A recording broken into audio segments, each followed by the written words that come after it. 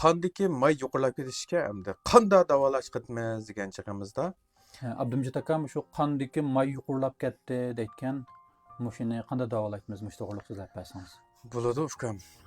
Bu qondagi may yuqori, qonningki yepishqoqligi yuqori, qonningki quyuqligi yuqori deb bu 3 dona yuqurliq nihoyat osonlar bizda yuqori qon besim, diabet kasalligini keltirib chiqarib qo'ydi. Hamda bu qonda may ko'p, qon quyuq deganda nima sababdan kelib chiqdi degan chig'imizda ko'proq mush yemak-ichmakda yuqori energiyalik, yallik tomoqlarni ko'p iste'mol qilishdan jigar ham yurak qatorliq shu qon tomirlarida mo'l joylashgan bunday a'zolarda qonning quyuqligini, yepishqoqligini yuqorlashtiradi. Masalan, shu tuna kavupi, polo, samsa, petermanta, go'shtnon, go'shtkirda, xo'shang, tuxum sirig'i, jusa qatorliq bunday yemak-ichmaklar qonning quyuqligini oshirib, jigarning issig'ini oshirib, jigarning besimini oshirib o'tadi.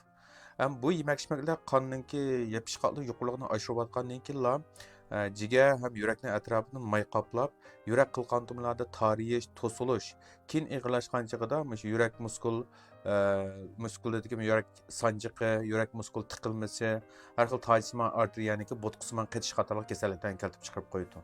Bu quyulgan qon mengiga ta'sir qilgan chig'ida mengidagi qilqon tomirlarda to'silish, qetishni paydo qilib qo'ydi. Shunga bemorning o'zida shu qon may ko'p, qon quyuq, qon yepishqoqligi eshib ketgan, bunday odamlar vaqtida davolash qilmasa, 8-10 yillardan keyin mengidagi qilqon tomirlarda to'silish, qetish paydo qilib, bemorning o'zida har xil masalanga bosh og'riydigan, bosh qaydigan, bosh chinqiladigan, ichkiga qo'riladigan, untiga uyqusiz bo'ladigan bunday ahvolni keltirib qo'ydi.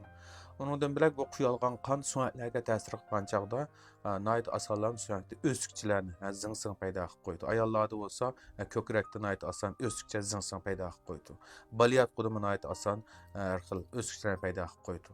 Qondagi may yuqorilab ketishga hamda qanday davolash qilamiz degan chig'imizda birinchidan bak yuqori energiyalik mayli tomoqlarni ozroq yeymiz, bak to'yab tomoq yeyolmaymiz, bak kech tomoq yemaymiz. Baka vaqtimiz olsa piyoda minishni, kichik ushaq chiniqishni davomlashtiramiz. Yemak-ichmakdan shu qondagi mayni eritadigan masalanga ochiq suvga chilangan samsoqdan yeb bersakmi, uningdan bilak sabzini doim kunda degidek bir 2 kilo sabzi yeb bersakmi, shu qondagi mayni, jigardagi mayni eritishga foydasi bor. Uningdan bilak tib dorilarning ichida matbix aptimon, dino sharbati, habba qo'qiya, uningdan bilak shu savdoning muzichi, shu dorilarni qondagi mayni eritadi, jigardagi haroratni pasaytiradi, shu yurak, mingidagi shu to'sal bo'lib qolgan qilqon tomirlarni yashatib, badan ig'irligini tushirib, sog'lom bo'lgan bir hayotga erishtiradi. Ko'pchilikning foydalanib qilishni umid qilaman. Men har kuni nocha tibobat o'limini so'zlab o'tibman. Kanalga yoqqan bo'lsa, g'anju qilib anglar. Yurak bir qanlar, fikir tartib qilgan olsa, yazib qanlar. Hadi ko'rishlar mesela.